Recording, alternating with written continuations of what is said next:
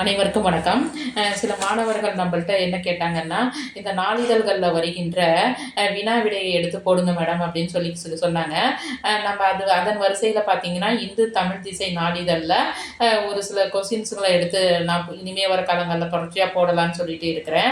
இதில் வந்து பார்த்தீங்கன்னா, வரிசையாக போடலைங்க. இது மாதிரி வினா விடை 42 அப்படின்னு சொல்லிட்டு இருக்குது. இதில் வந்து பார்த்தீங்கன்னா, ஒரு கொஸ்டின் பாருங்கள். தலக்காற்றுகளும் அவை வீசும் இடங்களும். சின்னுக்குங்கிறது வந்து பார்த்தீங்கன்னா வடக்கு இத்தாலி, ஃபான்கிறது வந்து வடக்கு இத்தாலி, மன்னிக்கணும், சின்னுக்குங்கிறது வந்து அமெரிக்க ஐக்கிய நாடுகள், ஃபானுங்கிறது வடக்கு இத்தாலி, மிஸ்டல் அப்படிங்கிறது ஆல்ப்ஸ் மலை, நார்த்துங்கிறது மெக்சிகோ வளைகுடா.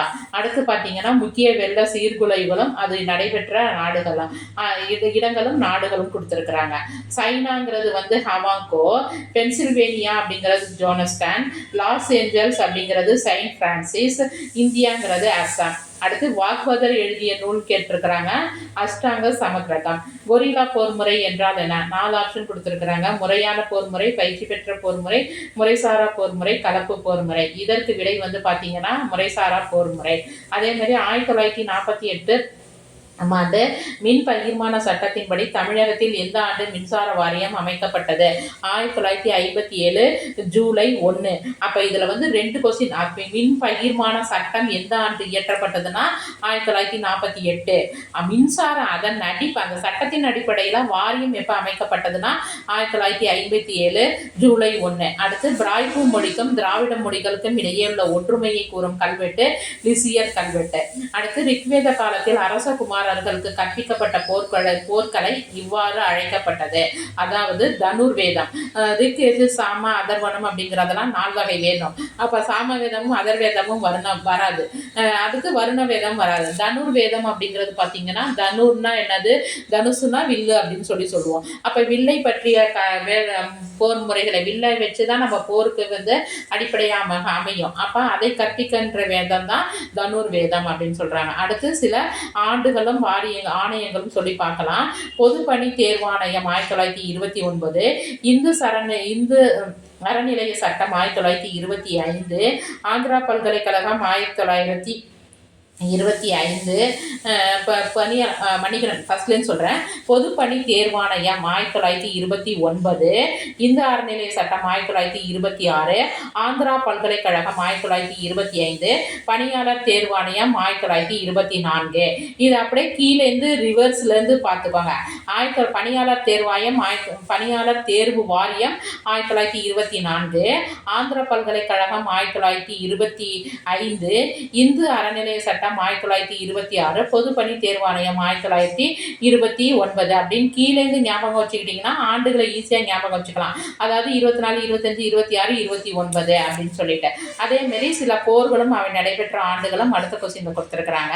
பானிப்பட்டுங்கிறது 1526, காக்ராங்கிறது 1529, கான்வாங்கிறது 1528, சந்தேரிங்கிறது 1527. இதை எப்படி பார்க்கணும்னா இதை அப்படியே நம்ம வரிசையை கொஞ்சம் மாற்றி படிச்சுக்கலாம். முதல்ல பானிபட், அப்புறம் சந்தேரி, அதுக்கப்புறம் கான்வா, அப்புறம் வந்து காக்ரா அப்படின்னு சொல்லிங்க. அப்போ பானிபட் 1526, சந்தேரி 1527, கான்வா 1528, காக்ரா 1529. அந்த வரிசையை அப்படியே மாற்றி போட்டுக்காங்க. பானிபட், சந்தேரி, கான்வா, காக்ரா இப்படி படிச்சுக்கிட்டிங்கன்னா உங்களுக்கு ஈஸியாக இருக்கும். அப்போ ஆண்டு வந்து அப்படியே வரிசையாக வந்துடும். 1526, 27, 28, 29 வரிசை அப்படியே மாற்றிக்காங்க. பானிபட், சந்தேரி, கான்வா, காக்ரா அப்படி படிச்சுக்கோங்க. வேளாண்மை உற்பத்தி அளவிடும் முறை பார்த்தீங்கன்னா நிலம் மற்றும் உழைப்பின் உற்பத்தி திறன். பழமை பொருளியல் அறிஞர்கள் எந்த வாணிக கொள்கையில் நம்பிக்கை கொண்டிருந்தனர்? தடையில்லா வாணிபம். அடுத்து சில ஆண்டுகளும் பொறுத்துகவும் பார்க்கலாம். சாரதா திட்டம்ங்கிறது 1929, சம ஊதிய திட்டம் வந்து பார்த்தீங்கன்னா 1976, கரும்பலகை திட்டம் 1992, 20 அம்ச திட்டம் திருமதி இந்திரா காந்தி. நமக்கு தெரியும் 20 அம்ச திட்டம்னாலே நமக்கு திருமதி இந்திரா காந்தி. கரும்பலகை திட்டம்லாம் பிற்காலத்தில் இப்போ வந்தது, 1992 வந்தது. அப்போ சம ஊதிய சூரிய திட்டம் 1976, சாரதா திட்டம் 1929 அப்படின்னு சொல்லி ஞாபகம் வச்சுக்கோங்க. பின்வரும் உபகரணங்களில் ஒலி செய்கைகளை மின்னியல் மற்றும் மின்னணு செய்கைகளாக மாற்றுபவை. இலக்க ஒளிப்பட கருவி. 2 தொலைநகலி.